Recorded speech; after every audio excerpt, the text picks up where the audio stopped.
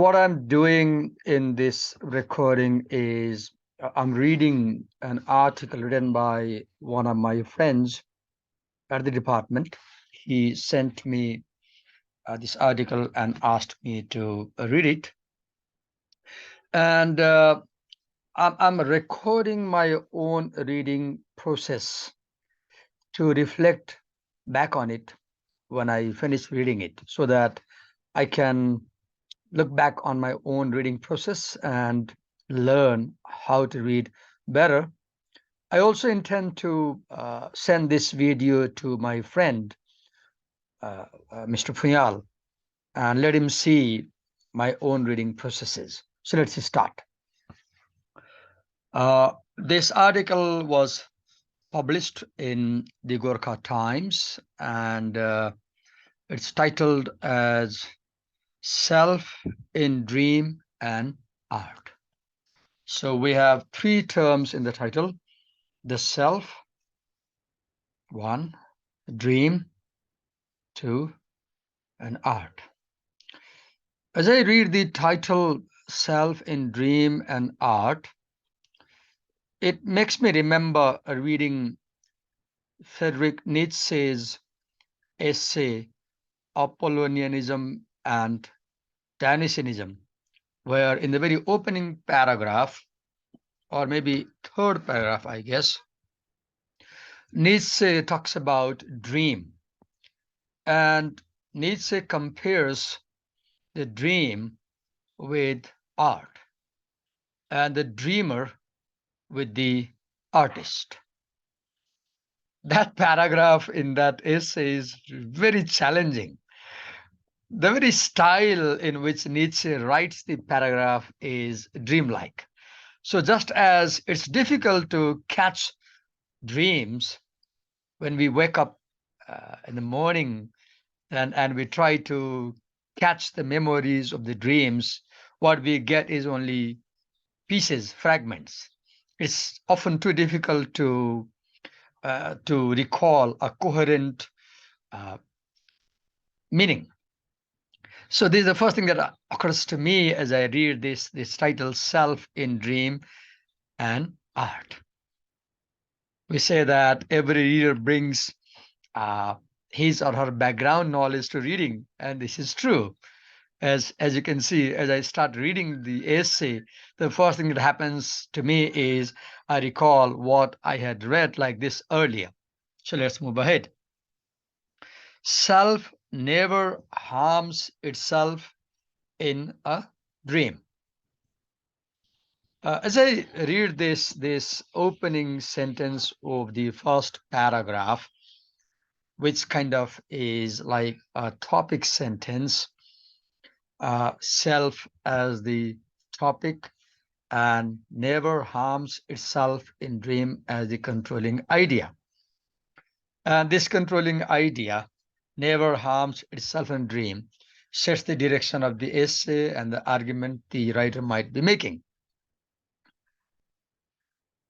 Self never harms itself in a dream.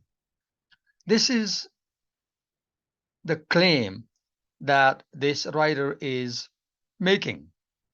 Now, I want to see how he substantiates this claim and whether he can convince me to accept his claim that self never harms itself in a dream. I have some reservation with the word never. And the use of the adverb never makes this opening sentence a big claim, a kind of over sweeping statement, I'll say.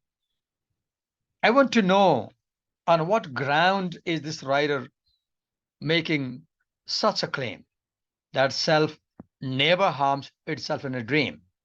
Never? Never really? Or are there some instances when the self may be harming itself in a dream? Now, many times when we have dreams while asleep, And when we wake up and recall the dreams, we don't feel comfortable. I remember having had a number of recurring dreams in my past, which were a source of worries for me. Many times, my recurring dreams have caused mental disturbance to me. So I happen to ask, does or do the dreams really never harm? But he says, in dream, I would agree that while we are having the dream, the self is not harmed. But then I have a question. Many times while having the dream, just in case the dream is horrible, fearsome, then we cry in the dream, we experience mental distress in the dream. Now I have a question. Who experiences suffering in the dream when we see ourselves suffering in the dream?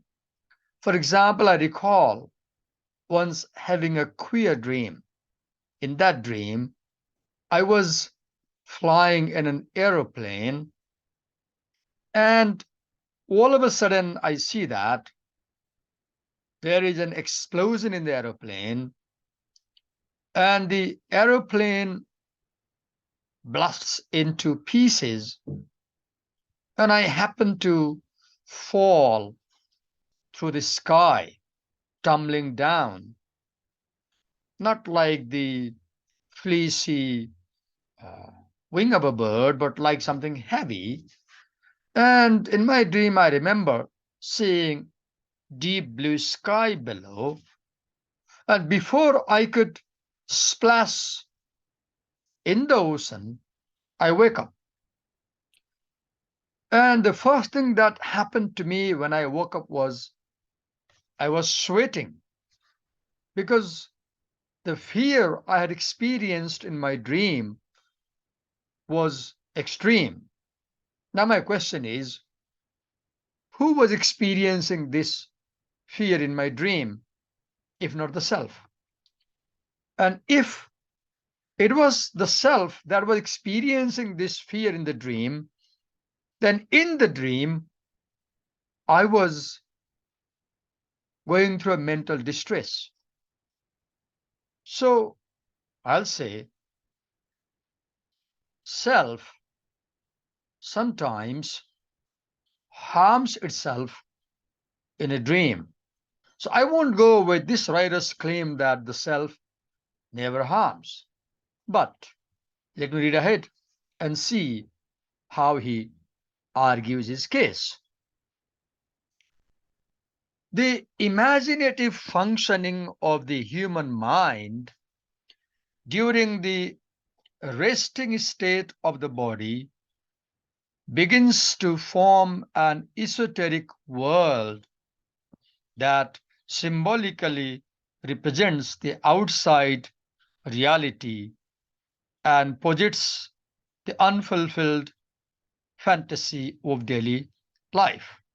So the second sentence takes me to Sigmund Freud, because it is Freud who relates the waking state with the dream. And it is Freud who argues that what we see in the dream is actually a representation of what goes on when we are awake. Nietzsche also, in his essay Apollonianism and Dionysianism, in paragraph 3, says that what if this life we are living was a dream, we were asleep, and what if we awoke somewhere else in our death? What if in our death we awoke somewhere else and we realized that, oh, we had a dream. What if this life is a dream? And here, this writer says that uh, the, the imaginative functioning of the mind during the sleep, it creates a mysterious world. And that mysterious world in the dream represents the outside reality. This line makes me recall reading George Lukács' essay last year. I forget the title. In that essay, George Lukács talks about how a writer creates a world of its own in a piece of art, and how, as readers, we should enter that world that is perfect in itself, and how that world should be evaluated on the basis of elements inside it, not outside it.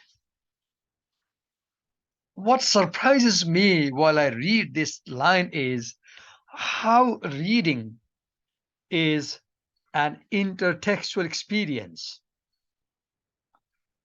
What is happening to me right now is how, as I'm reading, these lines are not able to control my imagination. Rather, these lines are igniting my imagination, and how I'm enjoying a freedom to recall so many things, and how I'm trying to connect so many seemingly uh, seemingly unconnected references to the line. So I was talking about the second sentence here, where the writer says that the dream creates an esoteric world, the dream world, and that dream world represents the outside reality and helps to fulfill the fantasy of life. This line reminds me two things. One, what Sigmund Freud says when he compares the writer's pen with the penis and the ink with the semen while ejaculation, and how Sigmund Freud argues that writing is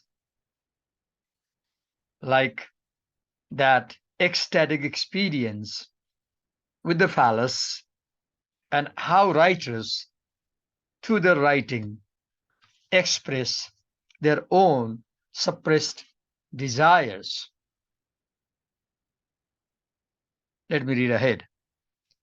The inner drive ever craves for the exploration of the zone of pleasure, in that the quotidian life either negates pleasure on a host of excuses or denies the bliss at the prospects of break of moral codes of society.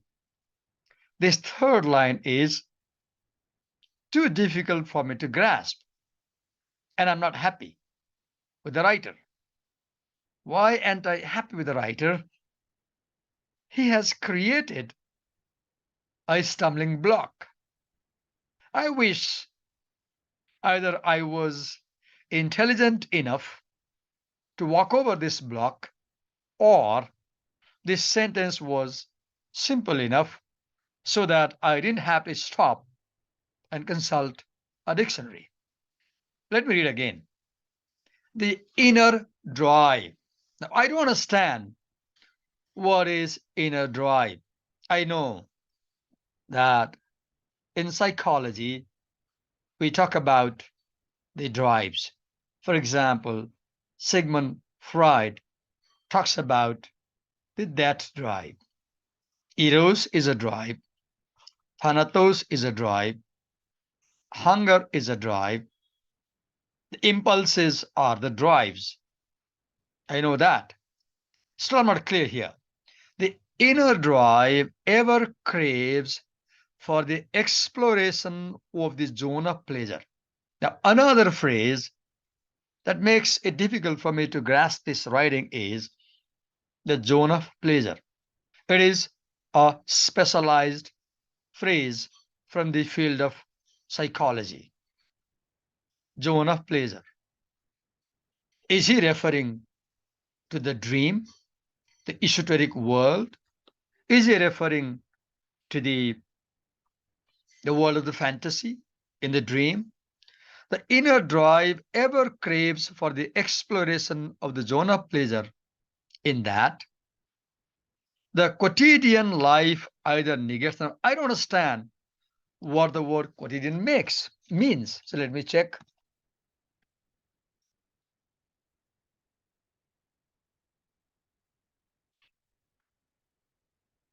Okay. So quotidian means of or occurring every day, daily, denoting the malignant form of malaria. Maybe he implies the first meaning of occurring every day or daily. Now, if I ever had an opportunity to interact with this writer as a reader, I'll complain him saying that, why did you have to use the word quotidian and make me look up into a dictionary, Google, for the meaning before I understand? Why couldn't you use a simple word? Maybe uh, he feels that uh, the the uh, scholasticity of the topic demands such a vocabulary. But I'll say that the use of the word quotidian is difficult, and I wish the writer had used a simple word. I'm not happy that he made me stop and look up into dictionary. And this was published in Gokha Times, and I wonder how many readers of this container, Gorkha Times, have this level of reading capacity that they do not have to look up for this word and they can continue reading. But did you see, I had to stop reading, switch back to Google, and check for word meaning. Such such such hurdles while reading discourage a reader. The inner drive ever craves for the exploration of the zone of pleasure in that the quotidian life either negates. I wish he had written that the daily life.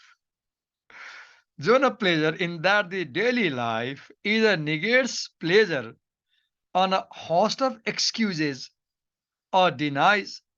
He's claiming that our daily life negates pleasure. I'm not able to accept this claim that our daily life negates pleasure. The inner drive ever craves for the exploration of the zone of pleasure, in that the quotidian life either negates pleasure on a host of excuses. He's showing a paradox. Not paradox. I'll say two opposite things. What happens in the uh, dream, the inner drive? The inner drive craves for the pleasure, but the outer life negates pleasure. So we see the conflict between what the dream offers and what we crave while asleep, and what happens to us when we are awake. This is the echo of what Freud says, the conflict between the, the awakened state and the dream state, and how the dream state supplies a mechanism to fulfill what we could not fulfill during the awakened state. The inner drive ever craves for the exploration of the zone of pleasure, in that the quotidian life either negates pleasure on a host of excuses. I would like to know, what are these excuses? Maybe he writes below. Or denies the bliss at the prospect of break of moral codes of society. I do agree. And this is very interesting. For example, if we fulfill all our fantasies in truth during day life, our daily life, then we will be in conflict with the moral code of society. Now, I have a question to Mr. Fayal here. It occurs to me naturally. Why is it that our society has these moral codes? Why is it that our society doesn't allow us to fulfill all our cravings that which might be immoral? Why we cannot do in waking state what we do in the sleep? Freud answers this question. Freud answers. But I want to pose this question to Mr. Fayal. What does he think? Why the society has moral codes? I don't have the answer, but I want to know. There must be a purpose why we are not allowed to fulfill our primitive instincts. Why the primitive instincts, why the impulses are fulfilled only through the dream. The perfect environment for pleasure gets formed in the state of rest. This is what Freud says. The perfect environment for pleasure gets formed in the state of rest, in that the body finds a completely motionless state in a place of safety, which the mind continuously keeps on acknowledging even when it appears not to care for the physical form. Reading this line makes me remember what I sometimes have read in yoga books about yoga, particularly when we talk about the Savasana yoga. Only yesterday I was reading somewhere about the Savasana posture and the meaning of Savasana when we lie down like a corpse, like a dead body. I read this line again. The perfect environment for pleasure gets formed in the state of the rest. Okay, I understand this. When we sleep, there's an environment for pleasure through dream and the fantasies of the dream. Fine. In that, he writes, the body finds a completely motionless state. Now, Fuyal, so what I'm trying to do here, I want to compare the dream state in Freud's literature, in Nietzsche's writings, and I want to compare the dream state with the concept of savasana in yoga, in the Eastern philosophy. I don't have much knowledge, I don't know, but it clicks to my mind that one can explore this area of comparing the connection between yoga and the dream state, because your argument here that the motionless state provides an environment for pleasure which we cannot obtain in the quotidian life, as you said earlier. What I'm trying to point out at, what I'm trying to hint at is how even in our Oriental literature, Oriental philosophy, we seem to have similar prescriptions for making life easy. Let me read again. The perfect environment for pleasure gets formed in the state of rest, in that the body finds a completely motionless state in a place of safety, which the mind continuously keeps on acknowledging even when it appears. Your language, even when it appears. I like this language because when you use the vocabulary, even when it appears, I remember teaching hypothesizing last year in critical stylistics, how the choice of an author not only expresses the idea he's trying to convey, but also implies the ideology, author's ideology behind the idea. The perfect environment for pleasure gets formed in the state of rest, in that the body finds a completely motionless state in a place of safety, which the mind continuously keeps on acknowledging, even when it appears. I want to know why you wrote even when it appears. Why didn't you write even when uh, is? Even when it appears not to care for the physical form. When you use the word appears, then I can sense your uncertainty, even when the body appears not to care for the physical form. Do you mean that the body cares for the physical form but appears not to care? I'm not getting it.